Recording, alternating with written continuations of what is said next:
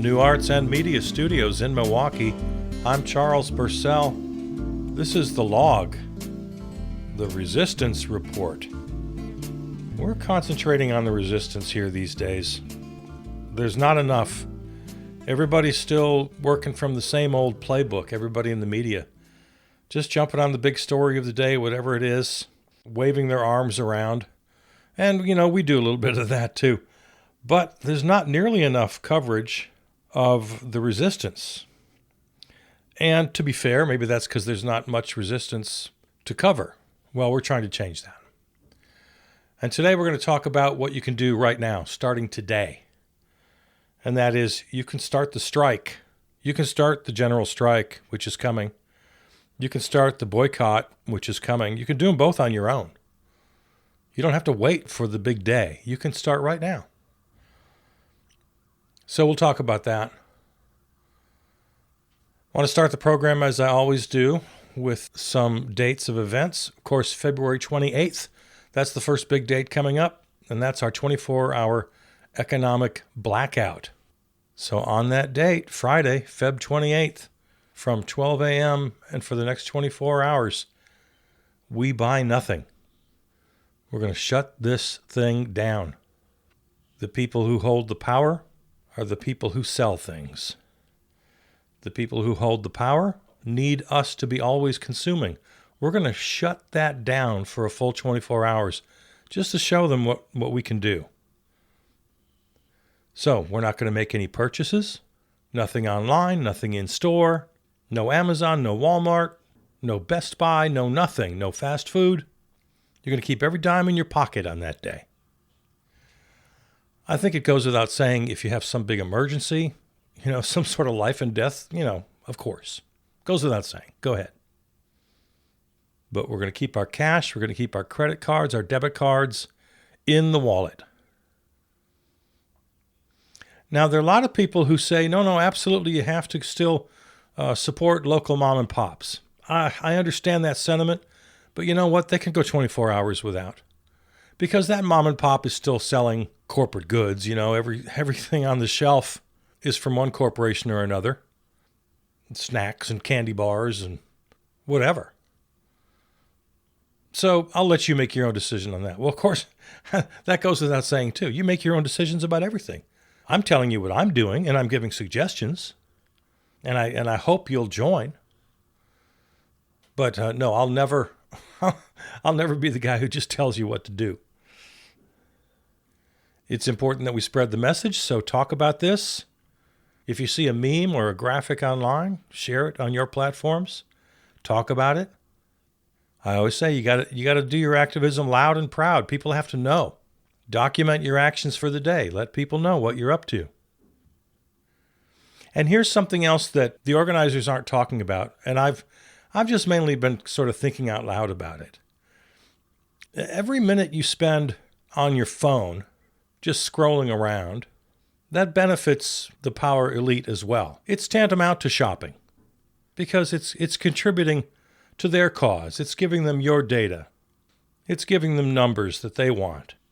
So personally, I'm going to stay offline that day. I'm going to post about what I'm doing before midnight, and then 24 hours later, I'll post again about what we did. But for that 24 hours, as part of my economic blackout, I'm going to turn off my phone for the day. I understand there might be some debate about that, but that's what I'm going to do. And why does this matter? Well, of course, corporations and banks, they only care about one thing. That's their bottom line. And as I've said, if we disrupt the economy just for one single day, that sends a very powerful message. And if they don't listen, we'll just do it again. This is just the first of many actions we'll need to take. But we have the numbers, that's for sure. There's never been any doubt about that. They have a lot of advantages, but we have one big advantage. We have the numbers by millions. So this can and will be historic. I believe so. I say this is the first of many because there are some already scheduled. March 7th through the 14th.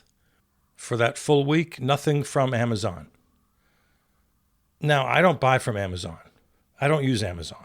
And that's something we're going to talk about in just a minute here. Something you can do starting today and you can do every day. You don't have to wait for some event. But for those of you who are on the Amazon lifestyle, maybe go 1 week, see how it feels, and see what kind of an impact it has on the movement. Friday, March 14th is a big day. National strike, a general strike. No work for 24 hours. Everybody. If you're a doctor or a nurse, if you're somebody who saves lives, if you're a first responder, of course. God love you. Go to work. But anybody who's not out saving lives, we're staying home that day. Another powerful message. And while you're at it, we'll make that another economic blackout day. We're not going to take off work and then spend the day shopping. No. Spend the day relaxing, reading, or better yet, spend the day with others, organizing, talking, teaching. I love the whole teach-in concept. That's one of my favorite direct actions that came out of the 50s and 60s protest movements. I love the teach-in idea. So Friday, March 14th, we're not going to work. And again, loud and proud, let everybody know why, exactly why. Post about it. A general strike. Let's see what else is coming up. Some specific strikes. I mentioned the March 7th through 14th, Amazon. Then the 21st to the 28th, Nestle. There again. You should never buy Nestle. Let's make that permanent. April 7th to the 14th, Walmart. April 18th, economic blackout number 2. That's just everybody, general economic blackout. And then April 21st to the 28th, General Mills. So I'll be repeating these every week so you can keep your calendar up to date. I hope you'll participate in all of these. And there again, General Mills, Walmart, Nestle, Amazon, yeah, those need to be permanent boycotts. Permanent, lifelong boycotts. You should never, ever go to those places. Okay. Hey, the February 28th date, the economic blackout, it got a mention on The View today. That's, okay, I know you're laughing. That's a big deal. It's the first time I've heard anywhere of mainstream media even mentioning it. So I thought that was kind of a big deal. And yeah, don't laugh at me. Sometimes I watch The View. I do. I do it because I really want to know that point of view. I want to hear from the conservative. They're all really they're so mainstream. They're so basic. And I need to keep an ear on that. I remember many, many years ago reading a history of Vietnam, and Ho Chi Minh, who was educated in the United States, felt it was very important that he understand the United States, how they think, what they believe, in order to defeat them. So, to me, of all the sort of mainstream media, The View is the perfect place to check in occasionally on what the sort of ultra-centrist mainstream America thinks. So I find it really helpful. Plus, Representative Jasmine Crockett was the guest today, so I tuned in. But yeah, they mentioned the 28th. I thought that's, wow, okay. And that's a marker. That's a goal that we need to achieve. We need to get them talking about us. We need to be the story. Now, I have seen, these long essays about general strikes and economic boycotts. But at this point, they're mostly from, the Atlantic or the New Yorker. We're getting sort of think pieces, stuff like that. We need to infiltrate the everyday down and dirty mainstream media. Let's look at a couple of good news stories from this week. 4 deputy mayors in New York have resigned. This is a big part of the resistance. Of course, the whole story about Eric Adams and the Orange Menace letting him off the hook by dropping his case under the agreement that Adams gives him everything he wants regarding immigration policy in New York. So 7 or 8 people resigned rather than buy into this obviously illegal, unconstitutional, unethical plan. And since you and I have spoken, 4 deputy mayors have also resigned. Another resignation. Yeah, the whole resignation thing, I think is going to become more and more important. This one, a senior prosecutor in D.C., was pressured to look into Biden-era climate crisis funding. Purely political, of course. It's the kind of thing that Dodgy is doing. This prosecutor refused. Yeah, public servants with a conscience, mass resignations will be part of the story when this is finally written in the history books. And there's more every week. It seems every time we talk, there's a few more resignations. I think this is a big piece of the puzzle. Yeah. There was another one, a top Social Security official, resigned because Musk and his Lost Boys were demanding access to data. This person at Social Security said no. Now, Musk and the Lost Boys eventually got in, but the good news is another resignation. These are small victories, and Musk is still taking his wrecking ball into all the agencies. I'm not telling you all is won. No, not by a long shot. But I'm really happy to see some people standing up. The head of FDA's food division resigned. Yeah, this is something. A judge has denied request to temporarily block Dodgy's mass firings and access to data. And I'm the only one who pronounces it correctly. It's pronounced Dodgy. So the mass firings, the access to data, really sensitive data, Energy Department, nuclear data, IRS, our tax data, Social Security. Yeah, it's blatantly illegal.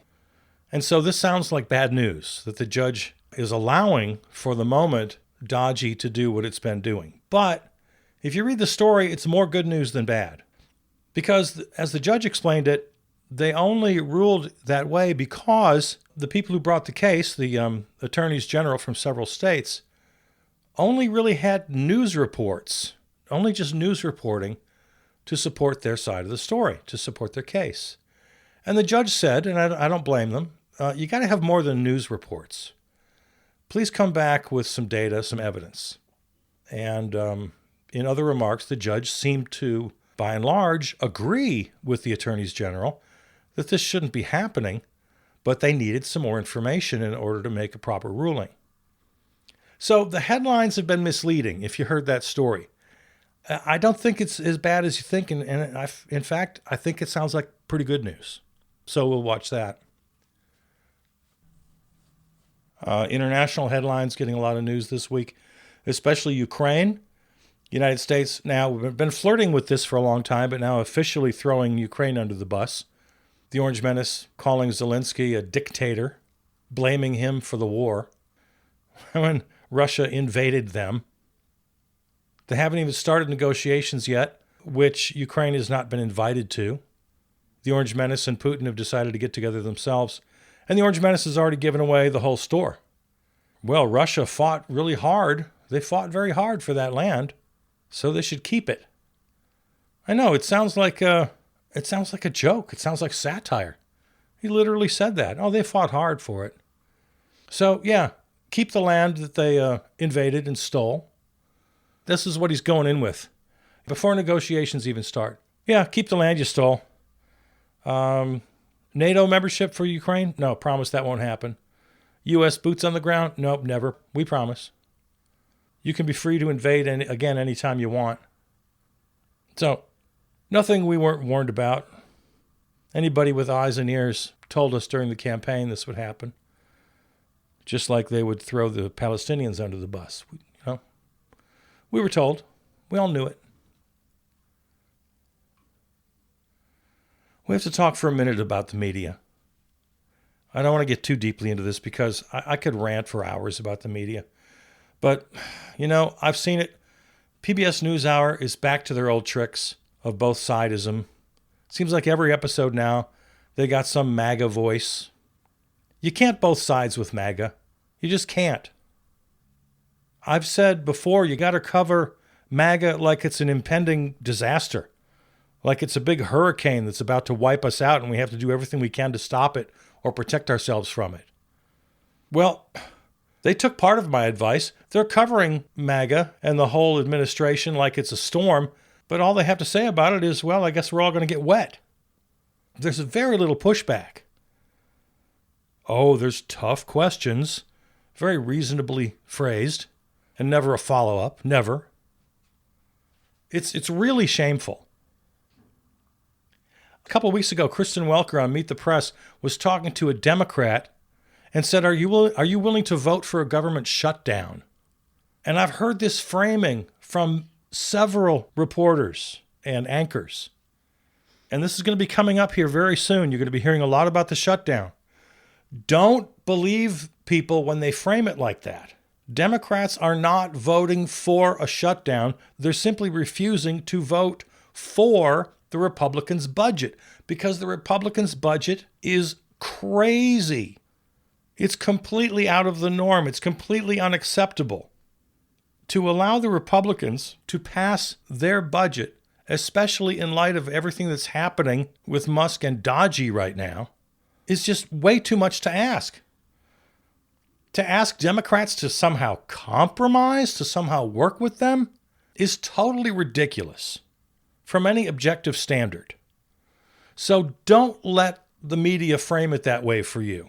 Understand that that's wrong. Democrats will not be voting for a shutdown. They'll be voting against a ridiculous, unacceptable budget.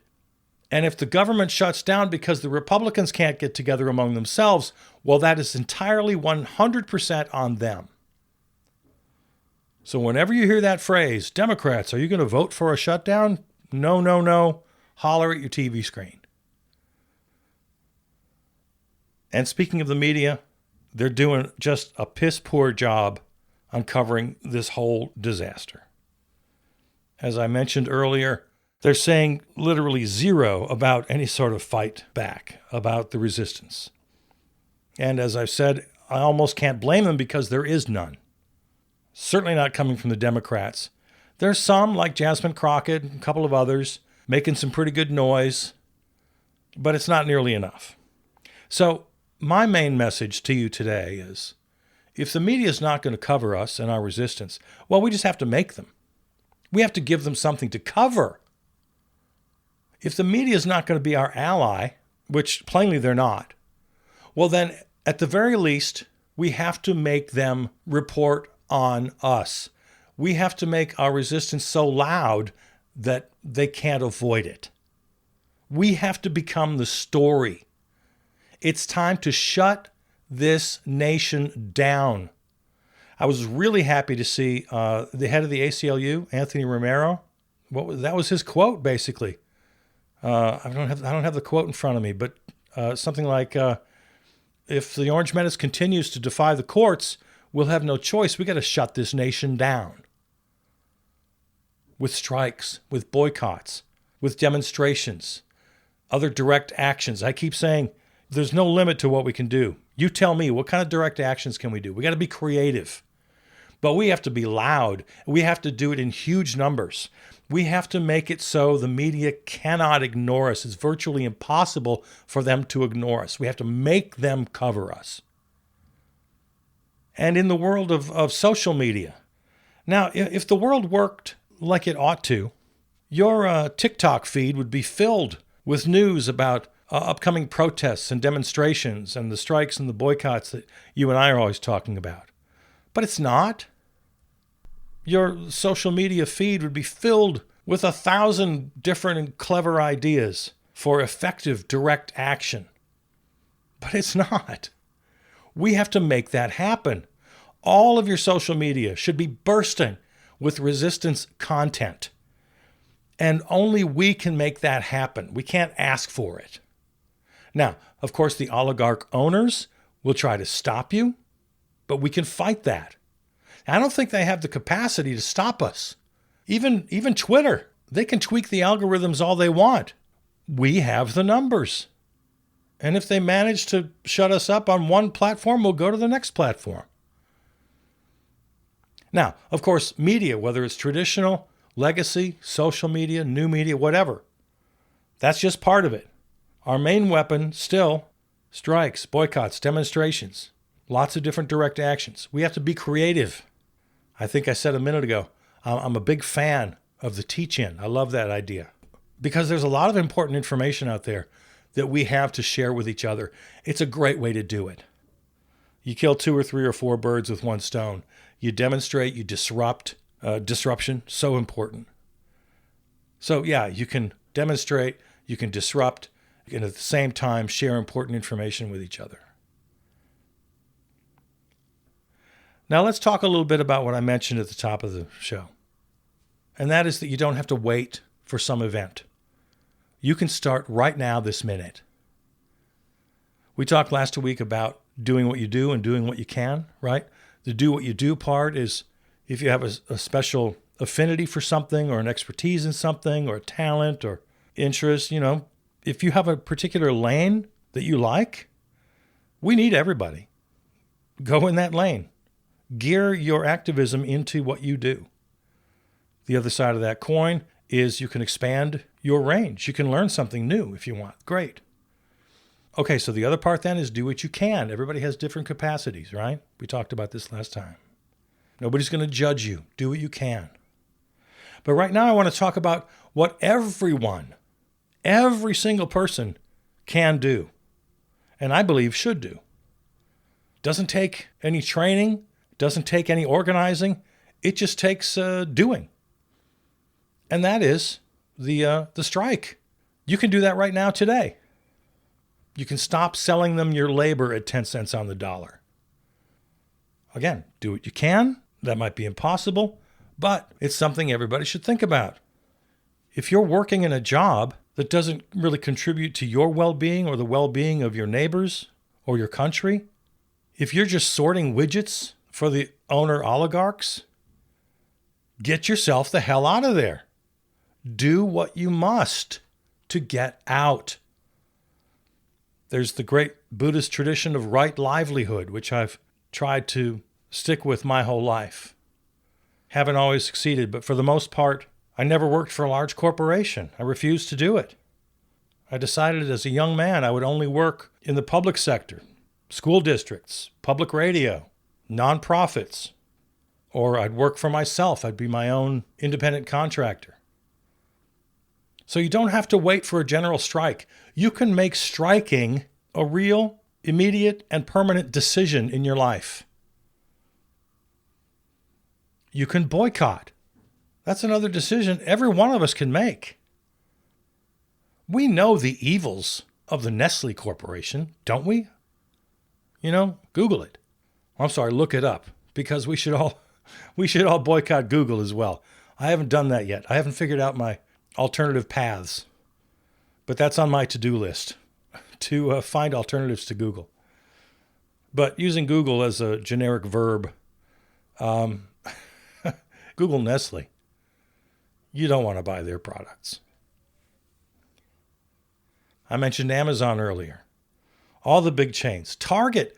Apparently, I don't have the numbers in front of me, but I saw a headline that they've lost millions and millions and millions of dollars just because they caved. They bent the knee. They gave in to this stupid DEI attack.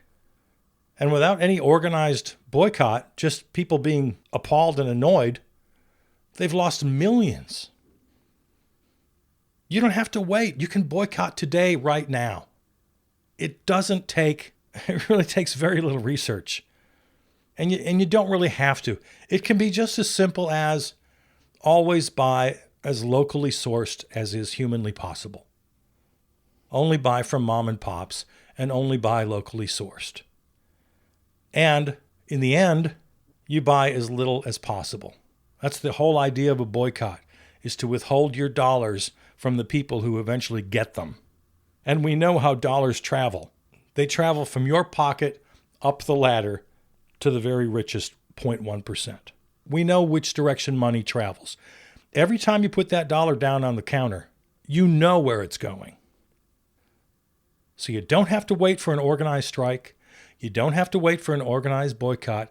You can start right now. You can start today. And don't be shy about it. Let everybody know. Let everybody know. Something else we can all do, starting right now, and that's keep yourself informed. You don't have to obsess over it. Just find some good quality, independent, non-corporate news media. There's plenty out there. You can start with Democracy Now! With Amy Goodman. You can go to Politico. You can go to The Intercept. But that's something you can do right now today. You can turn off corporate media. I confessed earlier that I'll sometimes tune into The View, and I told you why. It's my Ho Chi Minh know your enemy strategy. I'll confess too, as long as I'm telling you all this, I feel like I need to be honest. I will tune into MSNBC pretty often. But I go in with an understanding that they are shills for the Democratic Party. I know that going in. But their analysis and their critique of MAGA and the Orange Menace are often excellent. So I'll confess, I go to some corporate media. I confess. But this is a decision you'll make for yourself, what level of commitment you want to make. But these are definitely things that any person anywhere can do right now. I'm not asking you to quit your job, but you can absolutely start your journey.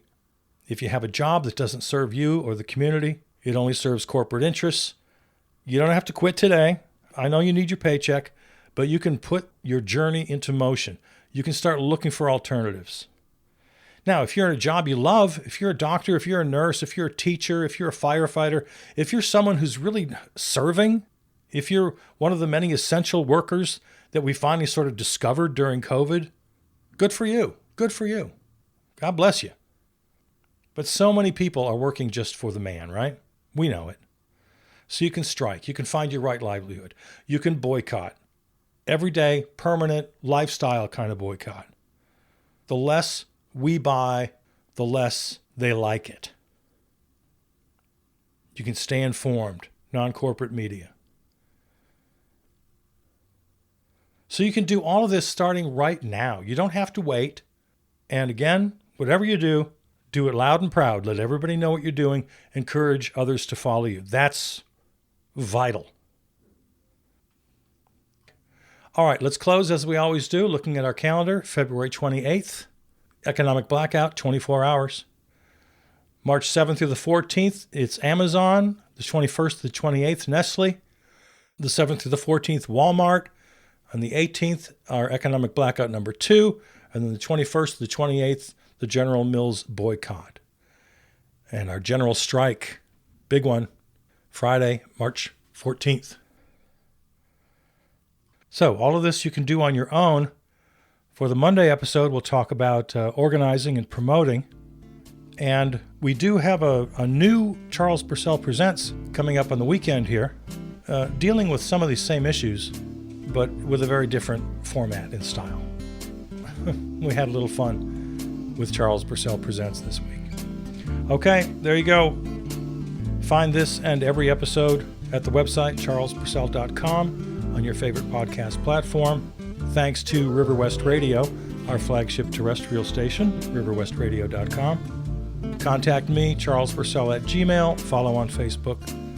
Theme music composed and performed by Peter Donalds. All right, there it is. Thanks. Love you.